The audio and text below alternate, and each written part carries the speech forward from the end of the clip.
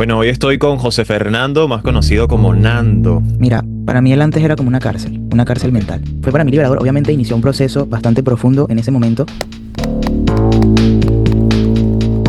Te puedo decir que pienso en y siento es asco, pero no asco de mí, sino asco de Víctor Luis porque es una persona detestable, ¿sabes? O sea, no tienes idea lo detestable que es.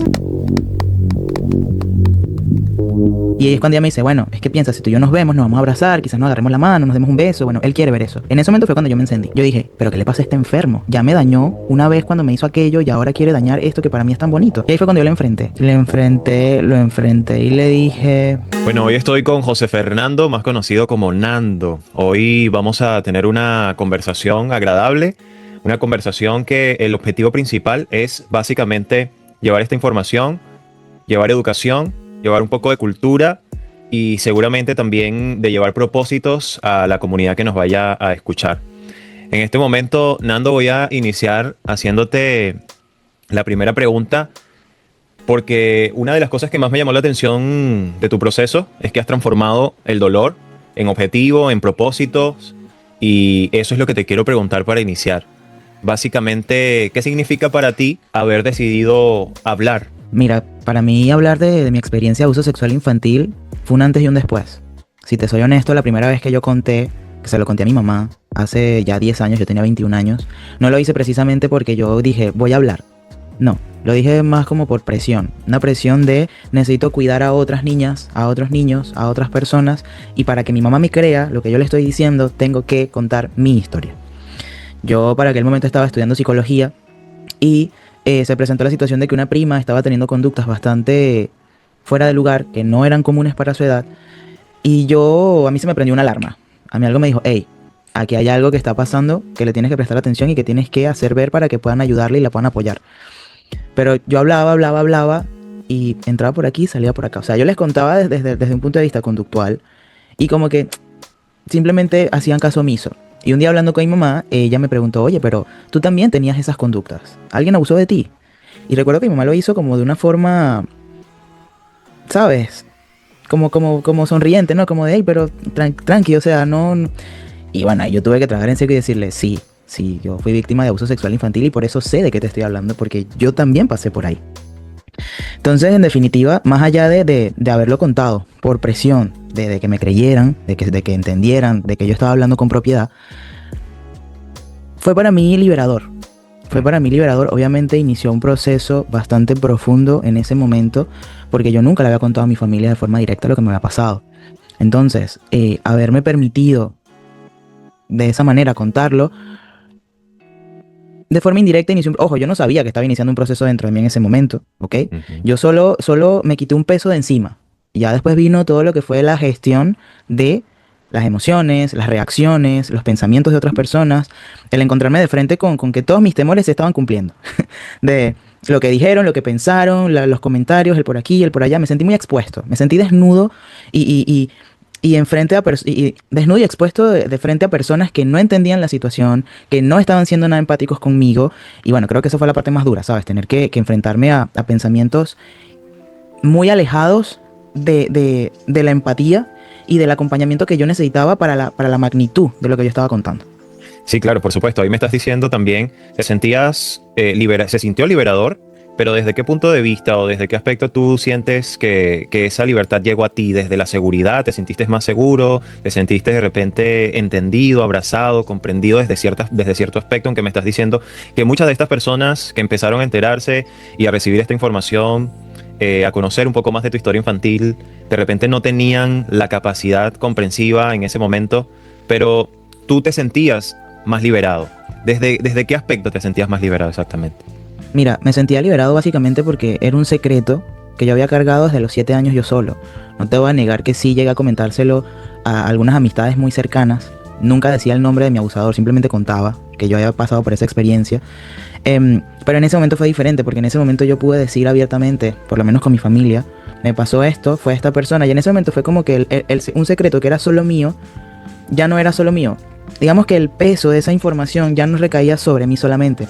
Además de que obviamente mi mamá, a pesar de todo, yo al ver en ella el dolor que ella sintió de la noticia que yo le estaba dando, eso me hizo entender de alguna manera que yo le importaba, que ella me Claro. creía, que ella sabía que yo le estaba diciendo la verdad. Y, y fue como una gota de tranquilidad para mí, porque obviamente yo venía arrastrando sentimientos de culpa, de vergüenza, de asco, de, de rabia, muchas sensaciones y muchas emociones y sentimientos que había desarrollado en- en- a raíz de... Y poder ver a mi mamá con esa empatía fue como, vale, mi mamá me cree, mi mamá me abraza, mi mamá está aquí conmigo y eso me ayuda. Y creo que, ¿qué pasa? Que obviamente te estoy hablando de un proceso que duró 10 años, o sea, han pasado 10 años desde ese momento y ha sido un proceso muy lento. ¿Pero por qué? Porque de alguna forma todos los involucrados a nivel familiar, pues no estaban listos ninguno, creo que ni yo estaba listo en ese momento, para poder enfrentar lo que implicaba todo lo que implica una experiencia de abuso sexual infantil, ¿sabes? Una denuncia, un proceso judicial, un, un juicio, pruebas, exámenes, ven para acá, ven para allá, habla aquí, habla allá, cuenta la historia una vez, cuenta la historia 2 veces, 3, 4, 5, 500 veces. Ujú. No estábamos listos, no estábamos, Sí. ni yo, ni ellos, ni nadie, ¿entiendes? Entonces, creo que en ese momento lo que sentí fue como, vale, no estoy solo porque mi mamá, mi hermano, mi abuela que estaba yo en ese momento, o sea, mi tía, mi madrina, las personas, mis personas alrededor lo sabían y me contuvieron. Indiferentemente de que no haya llegado a algo más, en ese momento ellas, a pesar de todo, me contuvieron. Y eso para mí fue una caricia al alma, te lo puedo decir de esa manera. Claro, perfecto. Muy bien. Hay personas que no corren de repente con alguna sensación como la que has sentido en este aspecto de sentirte recibido, arropado, protegido de alguna manera. Y bueno, contar esta historia así, por supuesto que cambia todo, cambia la mirada, cambia relaciones, cambia incluso hasta el propósito. Entonces yo te quería preguntar si pudieras tú definir en una palabra o en un par de palabras el antes y el después de contar todo esto a las personas más cercanas que estaban contigo y después de iniciar todo este proceso, ¿cuáles serían estas palabras o cuál sería la palabra? Wow. Mira, para mí el antes era como una cárcel Ok. mental. Entonces, hablar de esto para mí ha sido liberador. O sea, yo te pondría en palabras o frases, me liberé de una cárcel. O sea, yo rompí las puertas de una jaula y salí. Una jaula que de alguna forma él me hizo creer que existía. Una jaula que él de alguna manera inventó en mi cabeza y me metió ahí, la cerró con candado y se llevó la llave, ¿sabes? Ujú. Creo que eso es lo que significó para mí hablar en ese momento. Hace 10 años yo rompí una jaula y salí, pero obviamente no tenía la fuerza como para ir y, y- y- y- y, digamos, enfrentarme a todo lo demás, no, pero así en breve, yo rompí una jaula y salí. Claro. Bueno, el pasado deja marcas y no siempre se van. Casi siempre están allí acompañándonos durante la vida porque si no, no sería parte del propósito. No se pueden borrar de un día para otro. A veces el dolor se esconde en gestos, en silencios, en formas de protegernos sin nosotros darnos cuenta. Y aquí yo te hago la pregunta, ¿qué es lo más difícil de recordar de esa etapa? ¿El hecho en sí de lo que sucedió o el silencio que empezaste a vivir desde ese proceso y desde esa cárcel? ¿Qué duele más? Supieras que al día de hoy, en relación a mi experiencia como tal, ya no me duele nada. O Ok. sea, te puedo decir que pienso en y siento es asco, pero no asco de mí, sino asco de Víctor Luis porque es una persona detestable, ¿sabes? O sea, Ujú. no tienes idea lo detestable que es. No me duele, como te digo, porque han sido 10 años de procesos, de terapias, de Claro. psicoterapia, de psicólogos, de hablar, de escribir un libro, yo me comprometí conmigo mismo a que yo iba a sanar eso, porque lo convertí en un propósito de vida. O sea, junto a lo que estudié y a lo que viví, yo dije, mira, si esto es lo que vive una persona que pasa por esta experiencia, pues yo quiero ser voz para esas otras personas que no tienen esa fuerza para hablar. Y, y de alguna forma o de alguna manera, el, el yo poder, ¿sabes? Como tomar esta experiencia y transformarlo en un propósito de vida, me permitió a mí que al día de hoy pueda decir que soy sobreviviente. Ya yo no me considero una víctima, Joan. O sea, Ujú. no me considero para nada una víctima, yo me considero sobreviviente de abuso sexual infantil. Y es justamente por esto que te digo, ¿sabes? O sea, han sido 10 años de procesos, han sido 10 años de dolor, han sido 10 años de lágrimas, han sido 10 años de subidas y bajadas. Pero al final del día me siento muy feliz de hoy poder decir que no me duele. ¿Qué sí me duele? ¿Qué sí me duele? Te puedo decir. ¿O qué me dolió? El enterarme de que había más víctimas. Claro. Eso sí me dolió. Eso para mí fue doloroso, pero profundamente, porque de alguna forma dije, wow. Y ya, y no me culpo, ¿sabes? Porque yo hace 10 años hablé de esto. Son otras personas las que quizás puedan sentir culpa de la situación. Cosa que ellos tienen que gestionar. Porque yo en mi momento, cuando a mí se me dio, cuando yo logré y pude decirlo, lo dije. Que a mí no me hayan prestado atención y 10 años después esté saliendo a la luz que hay otras personas que también pasaron por esa situación, pues bueno, ya cada quien que gestione lo que tenga que gestionar. Pero eso sí me dolió mucho porque obviamente en todo este proceso de denuncia que he realizado en redes sociales, me ha tocado leer las historias de otras víctimas y yo solo puedo imaginarme a las víctimas siendo pequeñas y él haciéndoles daño. Y eso a mí me genera asco, rabia y frustración, no por mí, sino desde mi adultez el pensar en ellas como niñas sufriendo esa situación. ¿Por qué? Porque al mismo tiempo yo también pasé por ahí. Y entiendo Claro. lo duro que es, ¿entiendes? Entonces, eso es lo que realmente al día de hoy te puedo decir que me genera algún malestar o me genera algún dolor. Pero de resto yo lo tengo muy gestionado, pues en relación a mí mismo. Perfecto. La infancia debería ser un lugar seguro y cuando no lo es, algo en nosotros cambia para siempre. Me gustaría como brevemente nos expresaras o nos relataras, nos describieras cómo se vive la infancia cuando algo tan grave rompe la confianza. Mira, lo primero es que existe como un bloqueo. A ti se te bloquea la cabeza.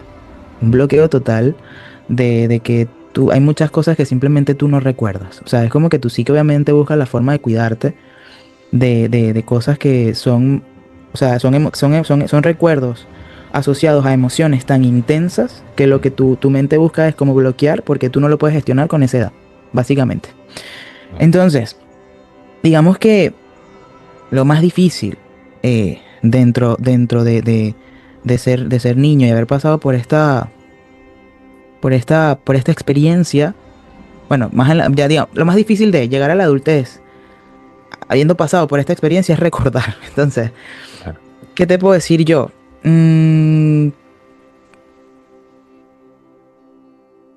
Hay muchas cosas que yo no recuerdo.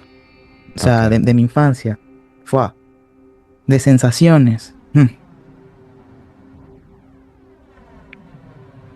Digamos que se han ido eliminando, borrando de ti, de tu ser, de tu memoria. Sí, digamos que, a ver, te puedo hablar de conductas. Te puedo hablar de Ujú. conductas que tenía, mira. Mojaba la cama. Era más desconfiado, era muy desconfiado. Claro. De alguna manera era muy tímido. Tenía conductas sexualizadas. Mm. Muchas conductas sexualizadas. Son muchas, de hecho, en mi libro yo lo hablo, de que para mí luego de la experiencia de abuso sexual infantil, a mí se me bloqueó la cabeza. Se me bloqueó la cabeza y yo me he enterado al día de hoy de cosas que yo no me acordaba, pero porque otras personas me lo han dicho. Y, y sí que recuerdo conductas, obviamente, pero luego que tú me pidas a mí que yo te dé una reconstrucción a detalle de mi infancia, Muy difícil. muy difícil, es muy difícil. O sea, te puedo decir que yo después de publicar mi libro y este año, han existido como recuerdos que vienen y son recuerdos que me llenan el corazón porque son cosas que yo no recordaba. O sea, Claro. digamos que yo tengo muchos recuerdos de momentos duros, difíciles, pero los momentos felices a mí como que era muy complicado que me llegaran a la cabeza. Ahorita te puedo decir que sí, he recordado cosas agradables, agradables. Que yo pienso y digo, wow, yo sí tuve momentos lindos en mi infancia, pero no los recordaba. Ujú. Entonces, ser un niño y pasar por esta experiencia en la conducta se nota, ¿sabes? El silencio, digamos que existen ciertas como conductas disruptivas, o sea, conductas conflictivas, conductas, existe cierto desorden. em, es como si a ti te cambiaran así de una manera tu personalidad, ¿sabes? Como te digo, no te puedo dar detalles, porque como te repito, o sea, hay muchas cosas que yo bloqueé, pero yo recuerdo perfectamente, mira, a mí me costaba mucho dormir. Recuerdo que yo hablaba dormido, tenía muchas pesadillas, yo constantemente tenía ansiedad, me volví muy miedoso, muy miedoso. Me daba mucho miedo quedarme solo, me daba mucho miedo la oscuridad. Recuerdo que había noches en las que yo me despertaba temblando y corría a acostarme en la cama de mi mamá porque me asustaba. O sea, tenía mucho miedo de estar solo, ¿entiendes? Ujú. Y Claro. como te digo, para poder acordarme todas esas cosas tengo que pensar y pensar, porque de alguna manera, pues, ¿sabes? Son cosas que con todo el proceso que he vivido simplemente con todo el proceso que he vivido simplemente las he ido dejando atrás. Pero si hago un poquito de memoria, me acuerdo, pues, me acuerdo. Claro. Hay muchos, bueno, hace un ratito me contabas de que tú ya no te sientes víctima, pero hay muchos que sin tener culpa se sienten culpables y se sienten víctimas durante muchísimo tiempo. De hecho, tú pudiste hablarlo, pudiste encontrar a las personas que te apoyaran. Hay personas que aún en su adultez, en su proceso de crecimiento, no han encontrado con quién liberarse y aún se sienten culpables y se sienten víctimas. ¿Desde qué momento tú empezaste como a darte cuenta que no eras, a comprender lo que había sucedido y que tú no eras el culpable y que tampoco eras víctima? ¿Y qué les dirías a estas personas que están viviendo este proceso? Mira, digamos que lo podría dividir en dos partes, lo que me estás preguntando. El momento en el que yo me doy cuenta de que yo no era culpable, de que yo había sido una víctima fue a los 13 años. Fue a los 13 años porque yo hasta ese momento, hasta los 13 años, no era consciente de lo que era el abuso sexual infantil. O sea, yo hasta ese momento no había podido como verbalizar ni tenía la conciencia de. Se presentó una situación en la que Víctor Luis se me hace el amigo, o sea, él se acercó a mí nuevamente, aprovechándose de que yo era muy solitario, yo no era muy cercano con mi mamá, no tenía una red de apoyo familiar como que estuviese muy cerca emocionalmente a mí. Y él vio esa posibilidad, esa oportunidad, y bueno, él decidió como por aquí me meto yo. Además de que yo estaba iniciando como el descubrimiento, a descubrir lo que era mi orientación sexual, y bueno, él vio la oportunidad y la aprovechó. Entonces, en este momento, yo tenía una amiga en Maracay, por cierto, o sea, hablábamos por internet, y, y yo le hablaba pues normal, o sea, es que no te puedo decir las conversaciones que teníamos, porque esto también lo tengo muy bloqueado en mi cabeza. Sé que él era muy obsceno conmigo, y me hablaba tenía un lenguaje muy sexual conmigo, más yo 13, 12, 13 años. Y en una de esas él me dice que a él le gustaría conocer a la muchacha. Pues yo sí le preguntaba como, ¿pero para qué? Bueno, no sé, para saber con quién hablas, por las dudas, ¿sabes? Metiéndose en mi cabeza y manipulándome. Y dije, bueno, vale, pues. Recuerdo que mi intención era tener un grupo, o sea, para protegerla a ella de él, porque a pesar de que yo no era consciente, o digamos, yo no había como todavía puesto título a abuso sexual infantil, yo no confiaba, o sea, era como que, vale, el vínculo aquí, bien, pero no te vas a meter con más nadie, porque yo voy a cuidar a otra persona de ti. Mm. Y en ese momento, cuando hago el chat de los tres, me escribe ella y me dice, hey, pero me agregó. Y yo me molesté. Pero ¿por qué la agregas y tal? Que no sé qué. Entonces, la situación se calmó, pero luego se presentó otra situación. Ya yo me sentí incómodo por el saber que él estaba agregándola y hablando con ella. Se presenta la situación en la que él propone la idea de de que bueno, de que él podría, yo soy de la isla de Margarita, de que él podía llevar a la muchacha, estoy hablando que yo tenía 13 años y ya 14, ¿vale? Okay. Que él podía llevar a la muchacha hasta la isla de Margarita y él pagaba un hotel no muy caro y tal, que no sé qué, y que la condición era que él pudiese ver lo que nosotros hacíamos. Yo no entendía lo que él estaba diciendo, yo le tuve que preguntar a ella, hey, ¿qué es lo que él quiere ver? Porque yo no entiendo. Para que veas el nivel de bloqueo que yo, para mí, era algo muy inocente, ¿sabes? O sea, yo no estaba pensando de una forma sexual en relación a esto. Y ahí es cuando ella me dice, bueno, es que piensa, si tú y yo nos vemos, nos vamos a abrazar, quizás nos agarremos la mano, nos demos un beso, bueno, él quiere ver eso. En ese momento fue cuando yo me encendí. Yo dije, ¿pero qué le pasa a este enfermo? Ya me dañó una vez cuando me hizo aquello y ahora quiere dañar esto que para mí es tan bonito.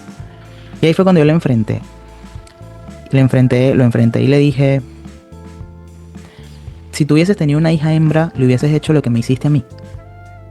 En el contexto de que, bueno, yo soy un hombre transgénero y pues evidentemente en aquel momento pues yo todavía vivía como una mujer, bueno, como un adolescente. Y su respuesta fue, no entiendo por qué dices eso si a ti te gustó, si tú lo disfrutaste. Yo le dije, no, eso es mentira, tú abusaste sexualmente de mí. Esa fue la primera vez que yo le dije a él y que yo entendí, tú abusaste sexualmente de mí. Ahí yo me entendí como una víctima de abuso sexual infantil por parte de Víctor Luis Figueroa. Su respuesta directa fue, no entiendo, o sea, me dijo algo así como que, claro que no, porque tú me apretaste con tus piernas y me dio toda una descripción gráfica de por qué yo lo había disfrutado con 7 años, ¿sabes? Wow. Ese momento para mí fue demasiado choqueante. Recuerdo que yo estaba frente al ordenador llorando, o sea, pero llorando a mares, de la rabia, la impotencia, el asco, y lo bloqueé. Yo lo bloqueo a él del Windows Live Messenger y, y simplemente hago como que él no existiera. Obviamente tenía que seguir compartiendo con él reuniones familiares, pero a partir de ese momento yo entiendo, vale, tú fuiste víctima de abuso sexual infantil por parte de Víctor Luis Figueroa. En ese momento. A partir de ahí, empieza como una transformación en mi cabeza. A los 14 años, veo por primera vez la materia de psicología en el colegio y nace en mí una necesidad de comprender la conducta humana. O sea, era como que yo leía lo que era la psicología y decía, esto me gusta, esto me agrada, esto me llama. Luego, a los 18 años, me voy a Valencia a estudiar en la Arturo Michelena, psicología. Y yo estaba feliz de estudiar psicología, las materias, las cosas, no sé qué. Y yo desde que entré a la universidad, yo sabía que yo quería, al graduarme, hacer mi tesis sobre abuso sexual infantil. No tenía ni idea qué era lo que yo quería hacer, pero yo sabía que quería trabajar con ese tema. Cuando llega la graduación, bueno, cuando llega ya el último semestre,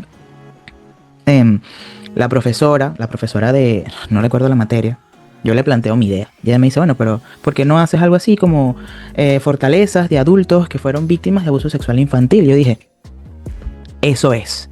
Yo quiero trabajar con las fortalezas que tienen los adultos que han sido víctimas de abuso sexual infantil y que nunca lo han dicho, que nunca lo han hablado, que nunca lo han comunicado. Ahí es donde yo quiero llegar. Ahí es donde realmente empezó para mí como un camino de conocimiento en relación a lo que es ser un adulto víctima de abuso sexual infantil. Yo tenía ahí ya 23 años. Recién ahí te reconociste como tal. Sí. Ahí fue cuando yo dije, wow.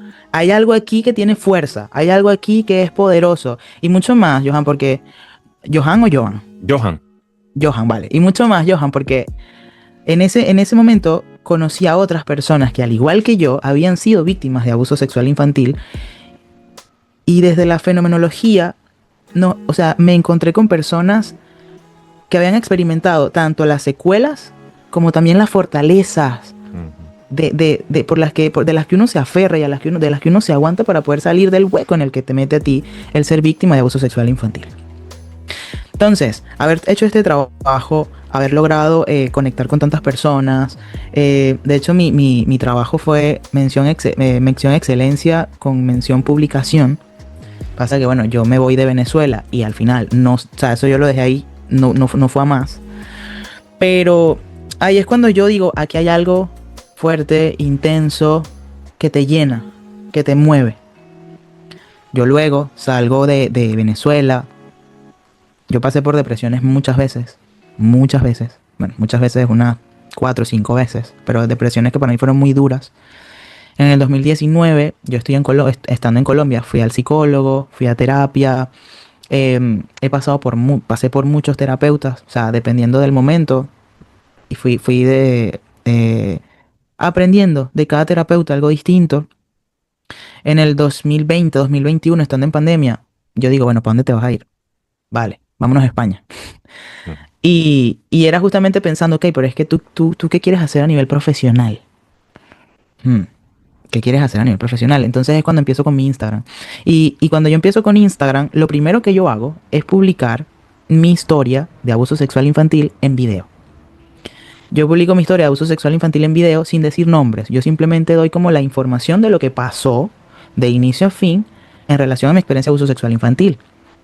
Eso también fue un momento de liberarme porque ya no era decírselo a mi familia así chiquito, ya no era hacer una tesis con mis compañeros de clase, mis profesores en la seguridad de la universidad, sino que ahora era, vale, ahora se lo voy a contar a todo el mundo que quiera venir a ver qué pasó.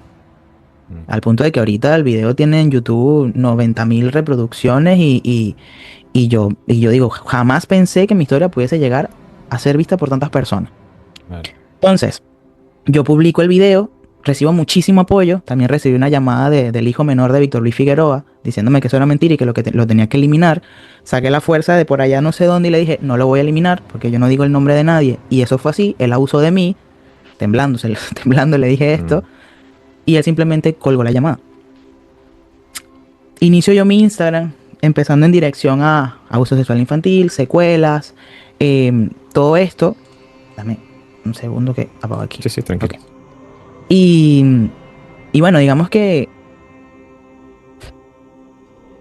ya tenía el proyecto de publicar mi libro, pero yo dije, vale, te falta ahora decir el nombre, porque tú tienes que decir el nombre de este victimario. ¿Cómo lo haces? Vale, en un libro. ¿Cómo? De forma implícita. Si tú lees mi libro, y esto va a ser un spoiler de mi libro, al final está la pregunta, ¿encontraste el nombre de Trash? Trash, yo llamo a Víctor Luis Figueroa en mi libro Trash, que es básicamente basura en inglés. Y digamos que desde que empieza la lectura hasta que termina, yo voy dando señas de cuál es el nombre del sujeto. Yo cuando publiqué mi libro el año pasado, Johan, yo cerré este capítulo. O sea, te puedo decir que el momento en el que yo pasé de ser víctima a ser sobreviviente fue el año pasado. El 6 de septiembre del año pasado, cuando yo hice la publicación y la presentación oficial de mi libro. Fue en ese momento en el que yo pasé toda la presentación llorando, que me costó muchísimo gesticular porque era como el cierre, ¿sabes? Era como que, bueno, ya estás aquí, lo hiciste bien, tu libro es brutal, lo lograste, ¿sabes? En ese momento yo dije, vale, hasta aquí llegamos con esta historia. E inicia un nuevo capítulo en mi vida, que es el de, vale, ahora te vas a reconocer como lo que eres y vas a iniciar tu proceso para recuperar tu identidad. Y empiezo yo con mi proceso de transición de género. Yo tengo ya 1 año y unos meses hablando y compartiendo mi proceso de transición de género. Digamos que el momento rudo vino cuando justamente en ese proceso hablar de transición de hablar de transición de género, pues me entero de que hay otras víctimas. Pero esos fueron los 2 momentos de mi historia. Yo entendí que yo había sido víctima de abuso sexual infantil a los 13, cuando pues, dada la situación, me molesté y dije como que tú abusaste de mí, y como sobreviviente del año pasado. Imagínate, Claro. muchos años de diferencia. Sí. El año pasado cuando publiqué mi libro. Así es. Y aquí te tengo que hacer la pregunta, en todo ese proceso, ¿cuáles eran los mecanismos conscientes o inconscientes? Porque tal vez hasta ese momento o en ese proceso no tenías el conocimiento para sobrevivir emocionalmente. ¿Cuáles eran esos mecanismos que usabas o qué era lo que aplicabas? ¿Estuviste todo el tiempo triste, agobiado, viviste aturdido? ¿Cómo fue ese proceso y qué aplicabas de repente consciente o inconscientemente para que eso calmara un poco a nivel emocional hasta que cerraste el ciclo con tu libro? Mira, yo siempre he sido una persona Ok. muy resiliente, muy optimista. Em, yo tenía en una pizarra escrito todo lo que eran justamente las fortalezas que me han ayudado a mí, de alguna manera, a contrarrestar las secuelas del abuso. Y todas han formado parte en diferentes etapas de lo que ha sido mi proceso, ¿no? Te puedo dar así como un breve resumen de lo que recuerdo. Una de las secuelas es la parte sexual, la parte de la intimidad, la parte de las relaciones interpersonales. Y eso es algo que a mí me tocó trabajar mucho con apertura de mente. O sea, ser capaz de abrir mi mente y comprender mis emociones mucho más allá de lo básico. Es decir, abrazar mis emociones. ¿Sabes? Entender que yo no podía simplemente reprimirlas, fingir que no estaban. Me duele, me duele. ¿Vas a llorar? Vas a llorar. ¿Estás triste? Estás triste. ¿Por qué? Vale, vamos a entender por qué estás triste. Entonces, creo que la principal herramienta que yo utilicé fue el gestionar mis emociones, pero no solo desde la superficie, no, sino desde lo profundo. Yo dije, vale, tienes toda esta mierda aquí, pues vamos a nadar dentro de esa mierda para ver qué sacamos de ahí. No te vas a quedar ahí encerrado ni te vas a quedar a frustrarte, no, no, no, no, no. Si hay que vivir esto, lo vamos a vivir. Vamos a echarle bola, pues. Entonces creo que la valentía, ahí también me acompañó mucho la valentía conmigo mismo venga, agárrate los pantalones y vamos a navegar esto, vamos a navegarlo, vamos a surfearlo. El valor, o sea, es un valor, el valor que yo tuve ¿sabes? La misma valentía. Em, Siempre hubo mucha desesperanza, mucha ansiedad, mucha depresión. Em, Autorregularme. Saber autorregularme me ayudó muchísimo también, ¿sabes? Bueno, que va mucho de la mano con la gestión emocional, y con autorregularme me refiero a conductas tanto sanas como no tan sanas, ¿sabes? Que eso es importante o sea, recalcarlo. ¿Por qué? Porque yo tenía mis momentos que excedía un poco los límites con el alcohol, que yo fumaba muchísimo, fumaba demasiado. no te voy a negar que tuve una temporada en la que también llegué a fumar marihuana. Yo nunca he sido de drogas porque soy antidrogas totalmente, pero yo no tengo problema en reconocer que tuve dos momentos de mi vida en los que estaba súper pegado con la marihuana.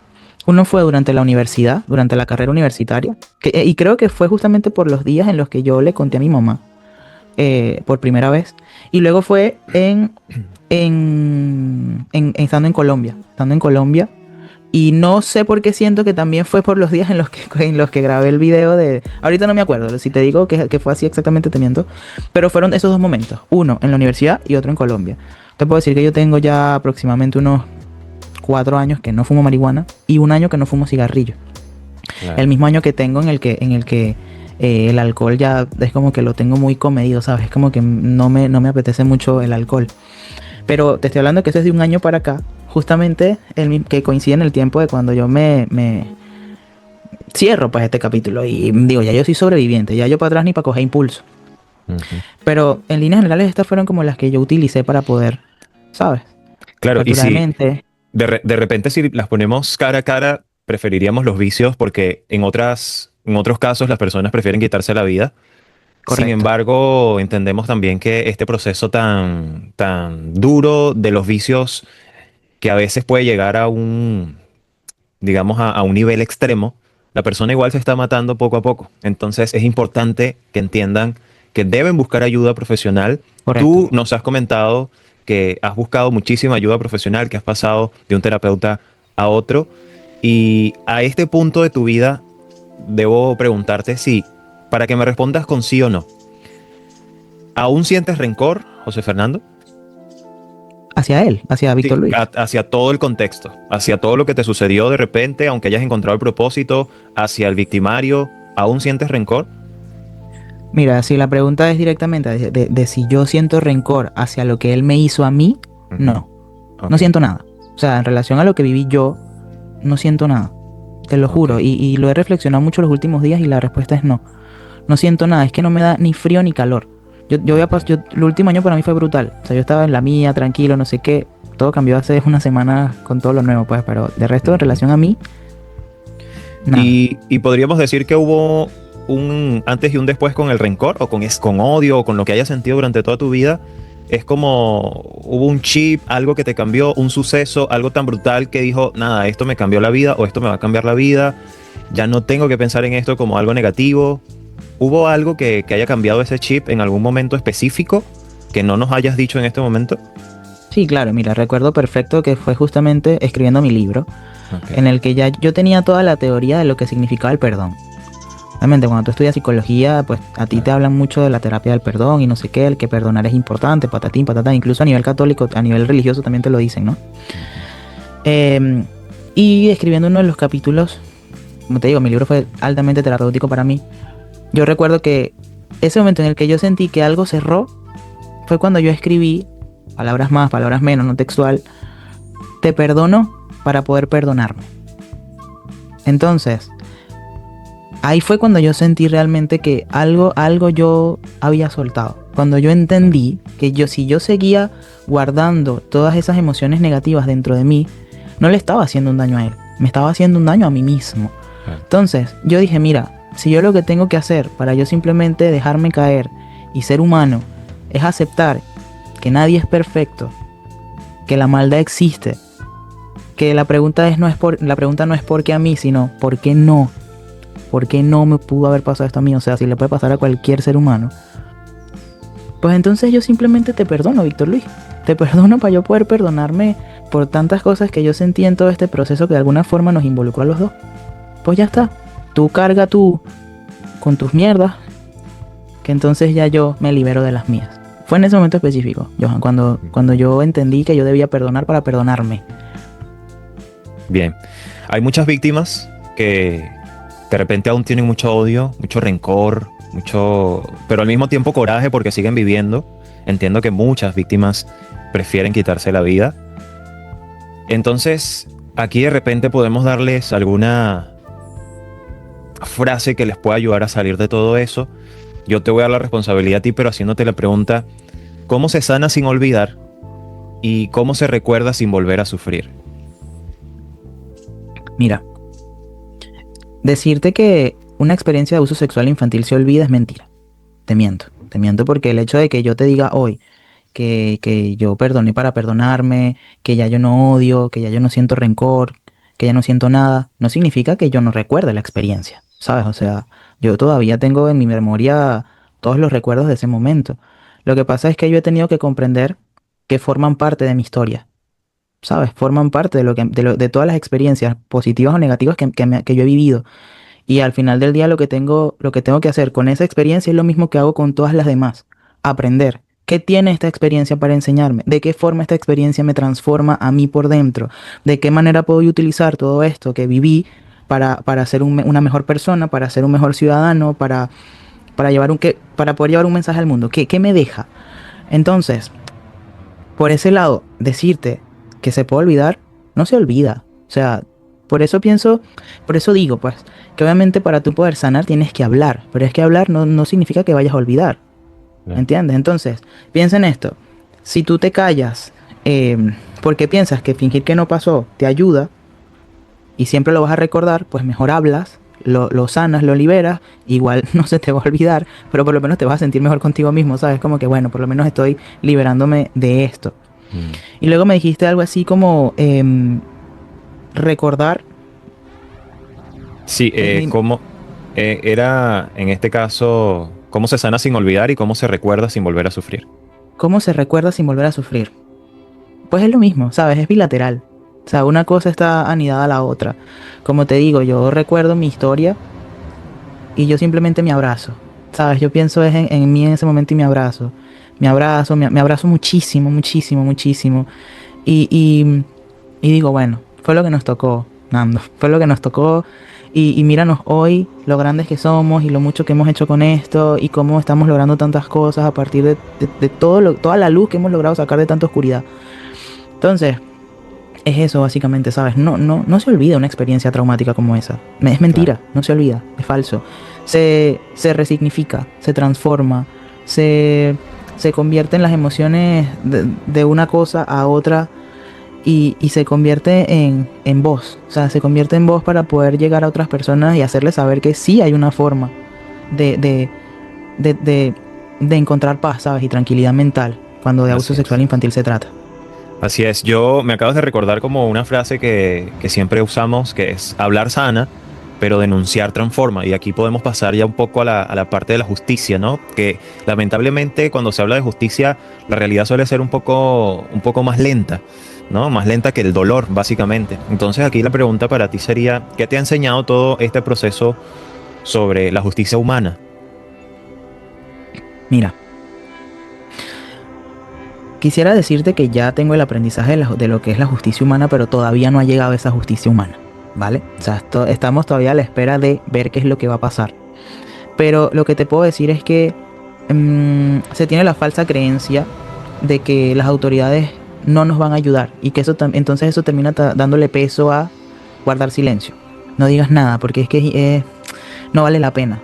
Y sí te puedo decir que todo este proceso me ha hecho ver que vale la pena. Vale mucho la pena. O sea, si tú hablas, hay personas que te van a escuchar. Hay personas que van a estar para ti. Quizás las que tú esperas no. Pero allá afuera van a existir otras que sí que van a estar dispuestas y dispuestos a acompañarte, a apoyarte. Y sobre todo porque en el mundo somos más los buenos que los malos. Porque a pesar de que le tenemos poca fe a la humanidad, allá afuera todavía hay muchas personas con empatía, ¿sabes? Con ganas de acompañarte, con ganas de abrazarte. Gente que ni te conoce. Yo te digo que todo este movimiento de denuncia para mí ha sido transformador porque me ha hecho ver muchísimas cosas de las que yo no era consciente, ¿sabes? Ojo, hay que tener mucha fuerza, ¿no? Para poder enfrentarse a una denuncia tan controversial, bueno, no controversial, sino tan grande como la que yo decidí hacer por redes sociales. Se necesita mucha fuerza, ¿sabes? Y obviamente yo entiendo que no todo el mundo tiene esa fuerza pero justamente desde la empatía, el pensar que no todo el mundo tiene esa fuerza, me da a mí más la fuerza para yo hacerlo para motivarlos a ellos, ¿sabes? Claro. Entonces, en relación a la justicia humana, no ha llegado todavía, pero tengo fe de que va a llegar, porque sé que va a ser así, porque todo este proceso me ha demostrado que denunciar realmente sí vale la pena. vale la pena totalmente. Por X o por Y, denunciar merece toda la pena. Perfecto. Bueno, muchos no entienden lo que vive una víctima cuando el sistema le da la espalda. Seguro muchos han pasado por esto, la mayoría, o si no todos, creo yo, desde la familia, desde los conocidos, hasta el sistema de justicia, ¿no? Pero, ¿qué crees tú que aún no entiende la sociedad ni el sistema sobre las víctimas de abuso? Mira, lo que no se entiende en este momento, al día de hoy, es la magnitud de las secuelas que deja el abuso sexual infantil en la psique, básicamente. O sea, y esto es algo muy de ignorancia, o sea, de que como ignoramos la importancia de la salud mental, entonces creemos, bueno, ya se le pasará, o sea, todo lo metemos en el saco del ya se le pasará. Todo lo ponemos bajo la sombrilla de no pasa nada, o sea, son cosas que forman parte de la vida y hay que seguir. Es mentira. Es la mentira más grande que podemos decirnos a nosotros como seres humanos. No, la etapa más importante en la vida es la infancia. La etapa más importante de la vida es la infancia. Y lo voy a decir todas las veces que sean necesarias. La infancia es sagrada. La infancia no se toca. No tienen que tener mucho cuidado con la infancia. Pero imagínate, te estoy hablando de que yo tengo 31 años y a mí se me olvidaron. ¿Se escucha el tren? No. ¿No? Ok. Te estoy hablando de que yo tengo 31 años y hay muchos recuerdos positivos que a mí se me olvidaron, pero el traumático lo tengo aquí, Claro. aquí. Y ese traumático tuvo tanto peso que tuvo que borrarme millones de recuerdos buenos para poder borrarse, para poder, digamos, borrar los que están asociados un poco más a ese, pero ese todavía lo tengo ahí. Entonces, una de las cosas que necesitamos aprender y comprender como sociedad es que primero el inconsciente es atemporal. O sea, nosotros hoy tenemos en nuestro ser al niño, al adolescente, al adulto y al que somos hoy, pues. O sea, está todo ahí. Entonces, si nosotros no somos capaces de comprender eso, de que lo que nos pasó hace 10 años nos puede afectar de la misma forma que lo que nos pasó ayer, nosotros vamos a seguir en la ignorancia de si no lo pienso no pasó, si no lo cuento no pasó, si tú no le prestes atención, no le pares a eso, sigue con tu vida. Es mentira, es mentira. Tenemos que ser conscientes de que cuando se habla de abuso sexual infantil o de cualquier tipo de abuso, es algo de lo que se tiene que hablar, que se tiene que resolver, que se tiene que solucionar, que se le debe dar la sensación a la víctima de que se le entiende, de que no debe sentir culpa, de que, Dios mío, de que es algo de lo que puede sacar algo positivo. Porque si no, crece con la sensación de que algo está roto dentro, de que algo está dañado, de que hay algo que no está bien. Y al no y ojo, cuando somos niños no tenemos ni el lenguaje ni el vocabulario para comprender como un adulto lo que pasa a nuestro alrededor. Entonces, ¿qué hacemos nosotros cuando somos niños? Bueno, nos inventamos la realidad. Y en ese inventar la realidad sin guía ni orientación, pues ya te digo yo todo el desorden y el desastre mental que terminamos teniendo. Es amplio y complejo, ¿entiendes? Mira, tú hablabas hace un rato del tema este de quitarse la vida. Yo estuve ahí, en esos zapatos. Yo estuve ahí en esos zapatos. Ojo, nunca fue directamente, me quiero suicidar. No. Siempre fue un no quiero existir. No quiero estar en este mundo. No quiero estar en este mundo porque este dolor que siento por dentro me supera. No quiero estar en este mundo. Obviamente, eran muchos dolores al mismo tiempo, ¿no? Pero yo estuve ahí en esa posición. De querer irme a una playa allá en Margarita, a sentarme a la orilla del mar, a morirme llorando. Sin entender por qué yo me sentía de esa manera. ¿Entiendes? Entonces, todo eso vino por una infancia en la que yo no tuve contención, en la que nadie nunca se dio cuenta de lo que me había pasado, en la que nunca nadie me vio. O sea, me cuidaron de mil y un formas y nadie se dio cuenta de que ya el daño estaba hecho y ni siquiera se enteraron por dónde vino.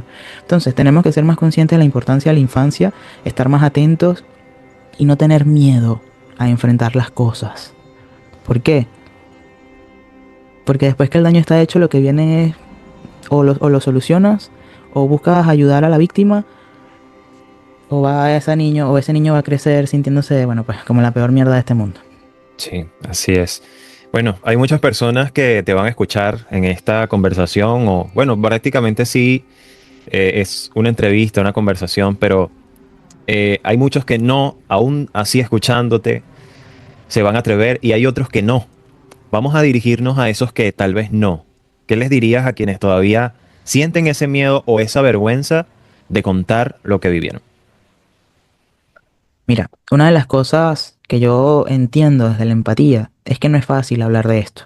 No lo es. O sea, cero, yo no juzgo a nadie ni señalo a nadie porque como sobreviviente de, pasé por ahí, ¿sabes? Por lo duro y lo difícil que es verbalizar el simple hecho, o sea, solo decir fui víctima de abuso sexual infantil es difícil.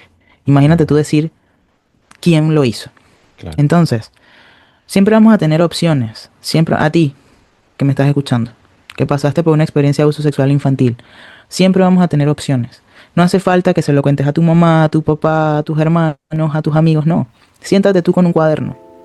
Verbalízalo escribiendo. Verbalízalo, cuenta tu historia 20 veces a ti mismo, a ti misma. Cuéntatelo. Grábate. Vete en el video haciéndolo. Grábate en notas de voz. Escúchate.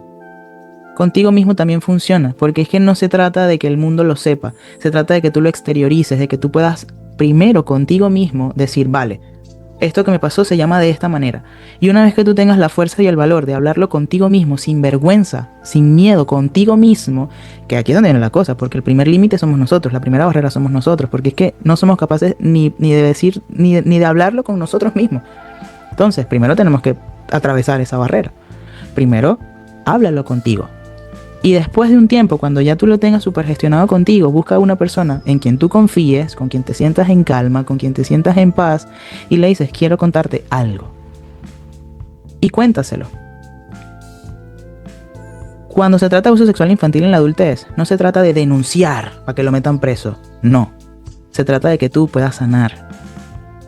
Que sí, que existe una parte importante de denunciar para proteger a futuras víctimas y tal que no sé qué, pero es que solamente el que está en los zapatos del ser víctima de abuso sexual infantil comprende lo difícil que es simplemente decir que es víctima. Entonces, esas personas que presionan, ¿por qué no denunciaste? ¿Por qué no dijiste? ¿Por qué después de tanto tiempo? Hermano, hay que vivirlo para entenderlo. Hay que vivirlo para entenderlo. No es cualquier cosa. No es cualquier cosa. Que tener muchos pantalones para hablar de eso, ¿entiendes? Entonces, el proceso puede ser lento, puede ser rápido, puede ser de mil formas, pero todo va a depender de cómo tú lo quieras vivir, de hasta dónde quieras tú llegar con él. Pues te repito, mi proceso no involucraba una denuncia. Mi proceso fue hasta el año pasado, porque mi proceso era conmigo. Yo se lo dije a mi familia, yo grabé videos, yo escribí un libro y yo seguí con mi vida. Mi denuncia vino porque existía alguien más, ya no era yo. Éramos 2. Y después fuimos 3, y 4, y 5, y 6, y 7. Y yo cuando me di cuenta de todo esto dije, bueno, pero ¿y entonces qué fue lo que pasó aquí?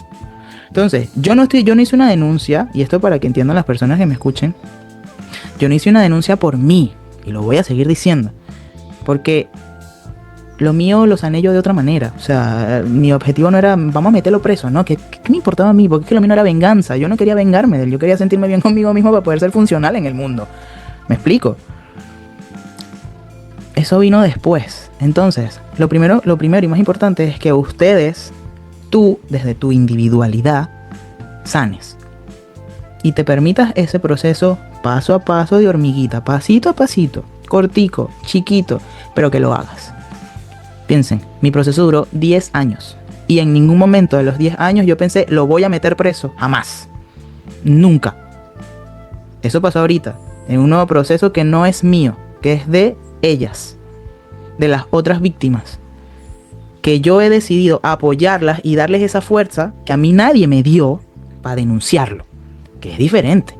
Entonces, algo que decirles a ustedes, permítanse vivir su proceso, así sientan que va a ser lento, que va a ser retrasado, que va a ser... No, vívanlo gota a gota, que por ahí leía yo que de a gota se le hace la piedra, se le hace un hueco a la piedra, una cosa así. Y dije, wow, pues venga, de gota a gota, háganle el hueco a la piedra y sanen lo que llevan por dentro en relación al abuso sexual infantil que sufrieron.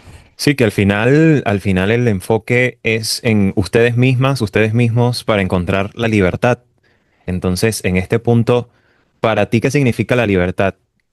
¡Fua! La libertad para mí es ser yo mismo. O sea, ser yo, no tener miedo, poder decir abiertamente lo que llevo por dentro. Obviamente, siempre desde la libertad y no desde el libertinaje, que son dos cosas diferentes. Para mí ser libre es ser yo.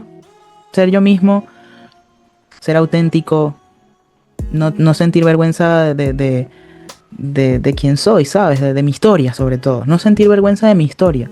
No tener miedo de decir lo que viví, lo que no viví, lo que hice. ¿Por qué? Porque así como puedo decir que eso me pasó, también puedo decir todo lo que me enseñó, todo lo que aprendí, si me arrepiento de algo, si no me arrepiento, saber pedir disculpas, saber reconocer cuando me equivoco, ¿sabes? O sea, ser abierto y no tener ninguna máscara para que no me vean, ¿sabes? Entonces, la libertad para mí es ser yo mismo. Eso básicamente. Bueno, con eso yo quería hacer seguramente algunas otras preguntas, pero con eso yo creo lo vamos a transformar, Nando, en una primera parte. Y si las personas de repente a través de los comentarios quieren hacer preguntas, quieren conocerte más, podríamos de repente ahondar en una segunda parte. Hoy con esto quiero cerrar para que muchos de ustedes que han vivido este proceso entiendan y comprendan que es su proceso y que ustedes tienen que vivirlo y ustedes tienen que entenderlo y llegar a ese punto en el que explotan en la libertad, porque ahí van a ir todos. La libertad no es solo, como muchos creen, quitarse la vida, los vicios, el alcohol, las drogas. No, la libertad va mucho más allá. Y yo sé y estoy seguro que muchos de ustedes lo van a encontrar en algún momento. Yo no he vivido este proceso, pero conecté con la historia de Nando, conecté con su energía y lo contacté. Y aquí estamos para compartir esta información con todos ustedes. Gracias, Nando, por compartir parte de tu historia, tu valentía, por tu misión. Este, más que una entrevista, es un espacio de verdad donde queremos compartir historias con las personas, con la gente. No sé si quieres decir algo para finalizar y cerrar esta parte. Yo te agradezco mucho por aceptar la conversación y será hasta una próxima parte. ¿Qué quieres decir para cerrar? Bueno, Johan, primero darte las gracias por el espacio. Siempre que me ofrecen espacios donde puedo hablar del abuso sexual infantil y las repercusiones que tiene, pues lo abrazo y lo agradezco mucho, porque no se tiene mucho acceso a este tipo de contenido y creo que es muy importante. Siempre se enfocan mucho en la importancia del abuso sexual infantil en la infancia, pero nos olvidamos de la importancia del adulto que fue víctima y nunca habló. Entonces, muchísimas gracias por este espacio. Siempre que me ofrezcas un espacio como este, lo voy a aceptar, claro que sí. A todas las personas que me han escuchado, que nos han escuchado el día de hoy, no están solos, no están solas. Hay muchísimas otras personas allá afuera que también pasaron por una experiencia de abuso sexual infantil y te entienden, te van a entender, te van a abrazar, te van a acompañar, te van a querer, te van a apoyar, no te van a dar la espalda. Entonces, abrácense a las personas que sí y descarten a las que no. Que al final del día es un proceso que necesitamos vivir con personas que quieran acompañarnos, no a quienes crean que deben obligar a que les crean o quienes creen que deben obligar a que les apoyen. No, si no te creen, si no te apoyan, adiós, quédate con los que sí. Esos son los que te van a dar toda la fuerza que tú necesitas para poder sanar, para sanarte a ti desde dentro hacia afuera. Y para aquellos que quieren saber más de ti, conocerte más, conocer más de tu historia, ¿cuáles son tus redes sociales para que te busquen? Mira, en Instagram soy @fersavalar, en TikTok soy nandeandoando, en YouTube soy José Fernando Zavala. Y ¿alguna otra red social? No, esas son mis 3 redes sociales, no utilizo más. Entonces Perfecto. ahí, Instagram Fer Zavalar, TikTok Nandeando Ando y en YouTube José Fernando Zavala. Así cerramos entonces esta conversación. Yo soy Johan Goes y nos vemos en la próxima.